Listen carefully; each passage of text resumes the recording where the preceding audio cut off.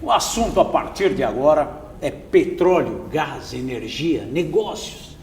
Vamos conversar com Oscar de Azevedo, ex-presidente do Cimex e hoje consultor aí no mercado de várias empresas. Trabalhou muito tempo diretamente com a Petrobras como conselheiro, participando lá, um assento lá dentro. Trabalha em parcerias aqui com o nosso maior sindicato, que é o Cimex, mas Fiergs, participando de eventos internacionais nessa área de petróleo e gás, que é o que movimenta o mundo, energia, né? E nós estamos no meio de uma grande dificuldade, né, de credibilidade, de gestão dentro de um negócio que se chama Petrobras, a maior empresa nossa, que agora já a gente tem que avaliar o que sobrou aí dessa brincadeira e começar a reestruturar, inclusive, a credibilidade da marca Petrobras, da marca Brasil, porque a notícia que sai, a gente recebe os amigos ligando de fora com informações assim complicadas de como é que está o Brasil. A gente tem muita coisa boa, mas o que sai é ruim, e aí a gente tem que combater isso. O Oscar de Azevedo, pela sua experiência, vai nos trazer um pouquinho, além de comentar um pouquinho a situação atual dessa área de petróleo e gás, mas das oportunidades que esse setor traz para todo um setor industrial de vários segmentos, principalmente o nosso que não quer, parece que não quer trabalhar. A gente vê poucas empresas nossas se metendo na área, ou tem medo, ou não tem estrutura, ou não aprendeu a se unir. Um mercado absurdamente grande nessa área, mas nada melhor do que o Oscar para falar sobre isso. Está 2015, estamos aí praticamente na metade do ano quase já, e a gente só fala em crise, cara. Problemas de gestão, prejuízos, Petrobras com toda a dificuldade que está aí agora, essa turma fez um estrago absurdo, investimentos errados, gestão complicada. Qual é a tua opinião como consultor e um cara que conhece a área no dia a dia, Oscar? Bom, primeiro agradecer a oportunidade. Prazer, estivemos aqui há quase um ano atrás falando um pouquinho sobre isso também e, quer dizer, participamos sim de alguns conselhos, né, mas não, hoje é perigoso, né, ter participado do conselho da Petrobras, mas não, participamos do conselho do Centro de Excelência de EPC, dos EPCistas da Petrobras, fundado pela Petrobras, enquanto Fiergs, e participamos também da Organização Nacional de Indústria de Petróleo, né, onde o Rio Grande do Sul tem 2 cadeiras, Fiergs e Governo do Estado, e assim por diante. Bom, na verdade eu acho que a gente tem que ver o lado cheio do copo, né? E eu vejo assim com oportunidades, tá? E isso que eu acho que nós temos que debater estas oportunidades, né? Por quê? Porque a questão de energia vai ser cada vez mais preponderante. A energia, eu também me surpreendo, né? A questão da água, por exemplo, né? Como tão perto, né? Está chegando aquilo que se falava, a questão da água, dos alimentos e assim por diante. Então, o Brasil ele continua tendo toda a riqueza descoberta, né? Que são riquezas enormes, que fazem a diferença no jogo mundial de força, né, que é o pré-sal.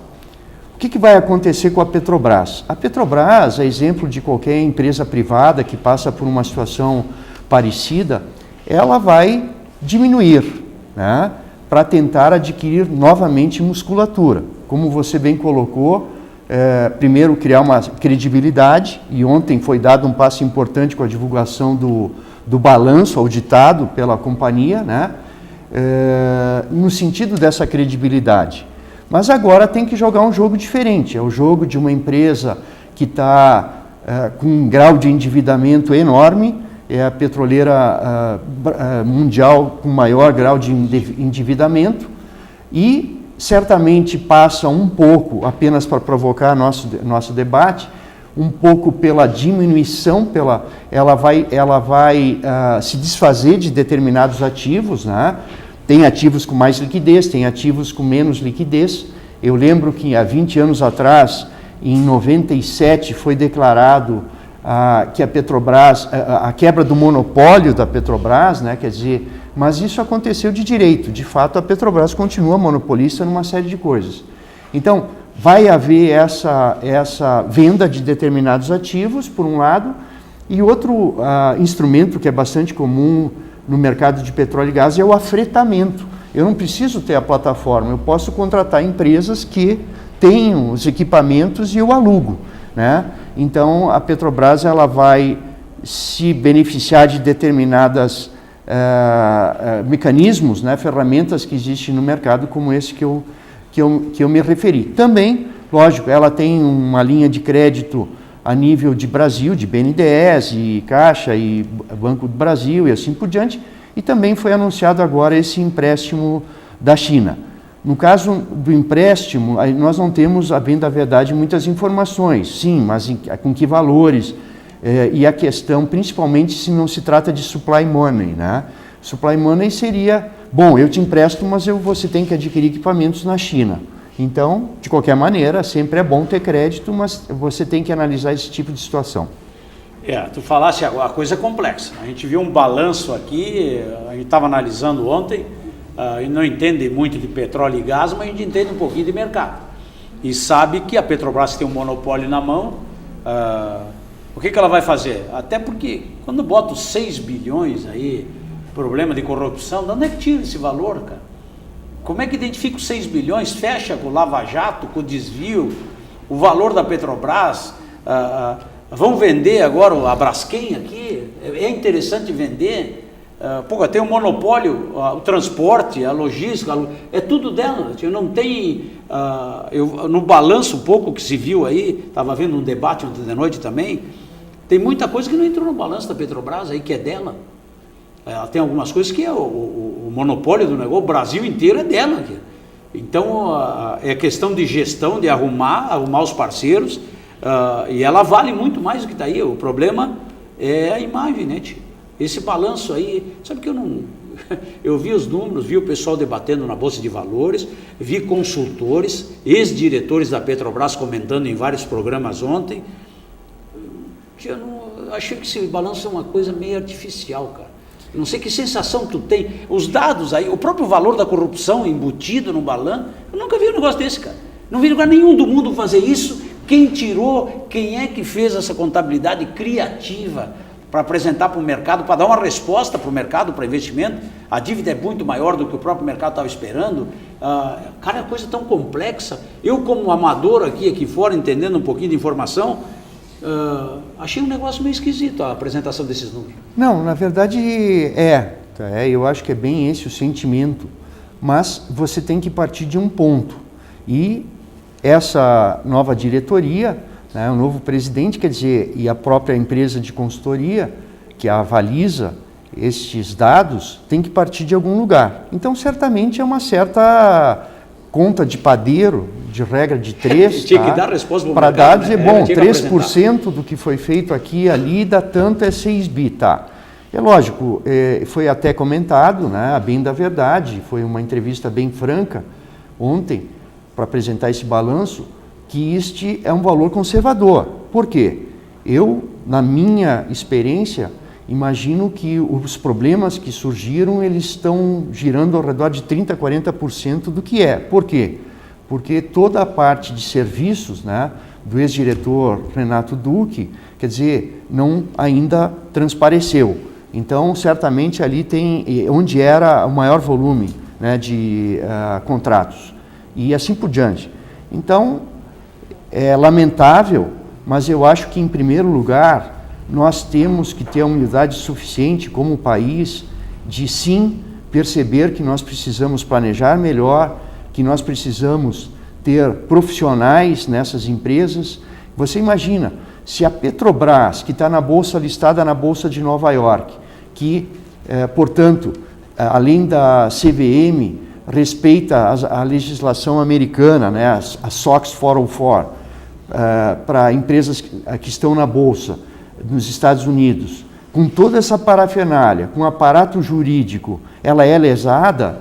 Então, vamos extrapolar para as outras empresas, né, nacionais que negociam os contratos de estradas, de hidrelétricas, de aeroportos, de estádio de futebol e assim por diante. Então, eu creio que se esses mecanismos da Petrobras não foram suficientes, e lógico, nenhum mecanismo, nenhuma empresa, eu tenho ISO 9001 na minha empresa, mas se eu não apertar o parafuso da roda, do carro, ele vai cair a roda. Então, a ISO não garante, né? Quer dizer, depende. Então, quer dizer, depende de gente, depende de... E que, digamos assim, pessoas sabotaram. Mas é interessante um comentário que você me provoca colocar da criatividade, né? Quer dizer, primeiramente, surgiu o pré-sal, que bom, foi descoberto. Aí, a grande debate foi o quê? Como vamos dividir os recursos, os royalties, né? Então, é royalty para cá, quer dizer, o debate deveria ser como nós vamos industrializar o país a partir dessa dádiva, como vamos aproveitar e ter uma política industrial. Para dar resposta para todo o mercado. Isso, vamos, né? Como o modelo lá do Mar do Norte, né, é melhor que o modelo da Venezuela, né, o mal, nós falávamos sempre do mal da doença holandesa, onde a Holanda descobriu petróleo e se tornou um exportador, aí a moeda apreciou, inviabilizou o resto da indústria, tudo isso está na literatura. Então, verdade. Era isso que nós esperávamos. Mas não só nos preocupar excessivamente com a questão dos royalties, ao invés da tecnologia para produzir o petróleo e como fazer uma distribuição justa, né, para a educação e assim por diante, o que aconteceu? Umas pessoas com mais criatividade que a média, né, quer dizer, encontraram uma maneira de antecipar os royalties, né, que era através da propina. Entendeu? Então, tu vê, nós conseguimos, parece que é uma certa sina, né, o Brasil, não só de envelhecer antecipadamente, há 3, 4 anos atrás, se tornar talvez um dos países mais caros do mundo, sem antes ter passado por uma fase de desenvolvimento, e agora de apodrecer também rapidamente. Então, nós usamos a nossa criatividade, infelizmente, para o mal. Vamos reconhecer isso e consertar. Talvez a própria linha do governo, a maneira de entender quem produz, porque a gente aqui tem muito apoio. Quando a gente vê um BNDES, que ainda não explodiu, aí o que vai explodir, onde botou dinheiro, quem liberou, quem é que autorizou, qual é os interesses, porque eu estou tentando ver um nome que defenda o Brasil. Quem é o cara que está pensando no país? Eu estou vendo gente pensando em dinheiro, só tirar o que der, porque vão perder o cargo político daqui a uns dias, mas como é que está a estrutura dos funcionários dessas empresas? Não estão acompanhando as coisas? Executivos que estão lá, funcionários de carreira? Quem é os caras? Os consultores? Por que uma empresa alemã, a outra não quer fazer a consultoria aí, não quer fazer a prestação de contas porque não acredita nos números? O governo fazendo aquela contabilidade criativa, usando os números como ele quer, fora da realidade. Mas ao mesmo tempo, Oscar, a gente vai falando, a notícia ruim vai te angustiando. Eu vejo aqui o Cimex faz um trabalho muito grande, como a Fiergs.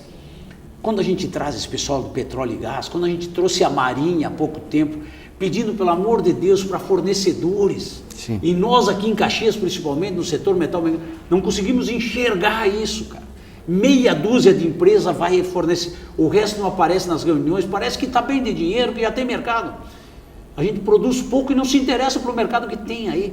Que oportunidade. Quando eu vejo que tu participou de uma feira lá em Rio Grande, foi um mercado absurdamente, que agora vai sofrer as consequências, mas as plataformas, o desenvolvimento de tecnologia, o país tem oportunidades onde botar a mão, né? Com certeza. Então, eu vejo que dessa queda, né, dizem que na queda é que o rio cria energia, né, são as quedas. Então, maior queda que essa, eu creio que nós vamos nos impulsionar bastante. Então, com esse espírito, né, de reconhecer, de remediar, de voltar a crescer e assim por diante, né, de saber eleger e tudo mais. Por exemplo, creio que nós vamos ter uma nova safra de inovação e de desenvolvimento de tecnologia própria, né? Por quê? Por exemplo, voltando petróleo e gás. Petróleo e gás, o Brasil, a Petrobras é recordista numa série de mundo afora, de recordes de profundidade de perfuração, de produção, de novas tecnologias e assim por diante. Acho que isso vai voltar, que é um sistema mais caseiro. Por quê? Porque, por um lado, o pré-sal é uma novidade, mundo afora, porque nós temos um centro de pesquisa na Petrobras, o SEMPES, com essa capacidade, temos hoje uma grande network, né, em termos de universidades e polos tecnológicos com esta capacidade. Você falou muito bem, o problema nosso no Rio Grande do Sul é que nós não produzimos o petróleo e gás ainda. Infelizmente, com essa crise, a campanha aqui na Bacia de Pelotas é retardada e assim por diante, mas se encontrará hidrocarbonetos, provavelmente gás, talvez, óleo, não sei, aqui. Bom, a partir desse momento, com a nossa capacidade de empreendedorismo e com a capacidade da nossa indústria, a diversificação da indústria do Rio Grande do Sul, nós vamos começar a entender um pouco o que tem por trás do posto de gasolina e entender o grande mundo e de oportunidades que é a exploração e produção de petróleo e assim por diante. Então, o que nós advogamos? Nós advogamos não abandonar o que é feito atualmente. Nós somos 70% automotivo, 15%, estou falando da base do CIMEX, 15% eletroeletrônico, 15% máquinas e equipamentos, mais ou menos algo assim. Mas também entrar na área de petróleo e gás, onde envolve mais tecnologia, mais risco, mas ao mesmo tempo mais rentabilidade. Mas então, diz assim que se tem um negócio bom é petróleo.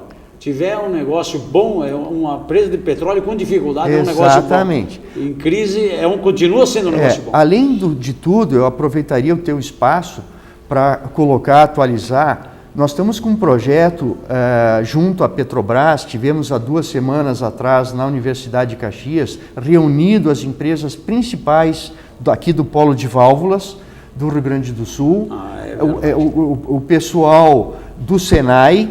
E o que nós estamos fazendo? Nós estamos perseguindo um projeto que é duplicar uma fábrica de prototipagem digital com impressoras 3D, que foi financiado pela Agência Nacional de Petróleo e que está na PUC do Rio de Janeiro. A ideia é fazer um projeto similar como forma de alavancar a nossa futura Tecno-UX aqui. Por quê? Porque o Rio Grande do Sul produz mais de 50% das válvulas industriais do Brasil. E o chinês, que é mais barato, tem mais produção em massa, mais produtivo, ele incrivelmente está se adaptando à norma brasileira que rege esse fornecimento de válvulas, a NBR, número tal, está certo, com mais rapidez que a nossa indústria. Então aí acendeu uma luz amarela. É um problema? Sim, estamos transformando em oportunidade. Vamos ter esse laboratório aqui, que logicamente vai atender a indústria como um todo, visando inovação, design de componentes, mas o foco é petróleo e gás, porque o dinheiro vai vir via ANP, tá? E envolve o Senai, Instituto de Petróleo, Gás e Energia, lá de Esteio, o Senai de São Leopoldo, CETEPO, na área de polímeros, e a nossa mecatrônica, para fazer a homologação das válvulas, a certificação. Então, nós oferecemos a um problema uma solução completa. Isso é bom. Petrobras está gostando disso, a UNIP, a Organização Nacional da Indústria de Petróleo, está apoiando, e isso interessa a indústria. Então, existem formas de reagir e não simplesmente jogar a toalha para as indústrias de fora. Pegando as notícias ontem, acompanhando algumas... A maior desconfiança ainda é dos números, né? O que se balanço apresentado aí, está vendo vários analistas comentando, está meio confuso. A gente vai usar o número que tem, porque é o que tem aí, não tem outra coisa para ver, mas é complicado. Mas ao mesmo tempo, com um monopólio na mão, quando eu vejo aí que tu tem aí 27% de uma Braskem, por exemplo, que é um polo petroquímico inteiro junto com a Odebrecht, né? Sim. Agora começamos a vender isso. Será que é o caminho para pagar uma conta, já que o monopólio, independente de qualquer coisa, tudo que tiver aqui passa pela Petrobras no Brasil, né, cara? Na área de petróleo e gás? Eu creio que o caminho ele é nos fortalecer para abrir, né? E não fechar o mercado. O mercado brasileiro é um mercado muito fechado. Então, é artificial um protecionismo no sentido de reserva de mercado. Então, nós temos que usar a nossa pujança no agronegócios, nos grãos, no minério de ferro, nas commodities, no petróleo e gás e tudo mais, para ter essa abertura. Através de quê? Através de uma indústria competitiva, certo? Infelizmente, o modelo da Petrobras, e eu me referia à questão de ela ser um monopólio ainda, em uma série de questões, nos gasodutos, na distribuição de gás e nas reservas e tudo mais, se demonstrou exatamente nesse momento, quando a Petrobras fraqueja, falso, né? Quer dizer, ele não tem redundância. Por exemplo, há anos a Petrobras continua ainda com determinados campos de petróleo que são muito pequenos para a pujança, para a grandeza da Petrobras. Eu estou falando em poços de terra, por exemplo.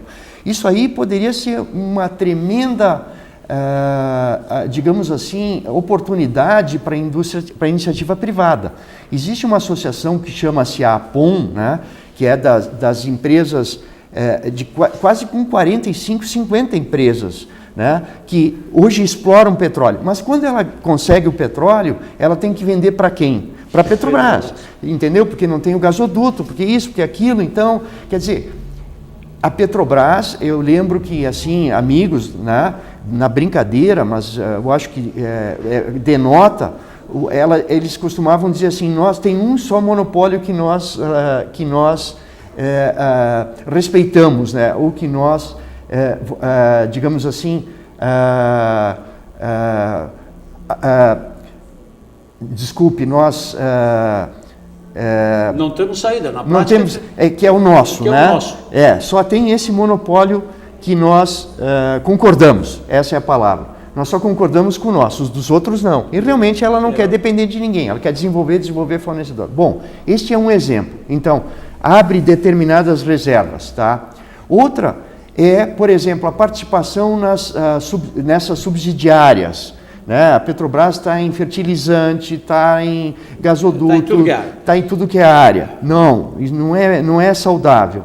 A questão hoje, inclusive, está se contestando, né? Quer dizer, como que nós conseguimos, digamos assim, um monopólio na área de petroquímica e justamente em relação à empresa Odebrecht, a Braskem. Tá? Isso precisa ser falado, porque está na imprensa e é público. Quer dizer, foi certo ou foi errado? Ou deveríamos ter outras empresas também participando, né? Porque na prática, a gente está vendo aqui que o governo federal, está aí a Petrobras, é nossa, mas nós pagamos um preço que, para mim, eu não sinto como parte da Petrobras sendo nossa, não tenho benefício como cidadão nenhum, além do desvio e um monte de emprego lá de guarda-chuva e direitos que nós aqui fora não temos, que ninguém é melhor do que eu, como eu não sou melhor que ninguém. Agora tem gente que tem mais direito do que os outros.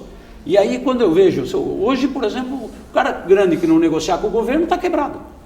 Se o cara o cara vai lidar com banco e o BNDES, tu vai lidar com venda de equipamento aqui, negócio petróleo, gás, é tudo governo, cara.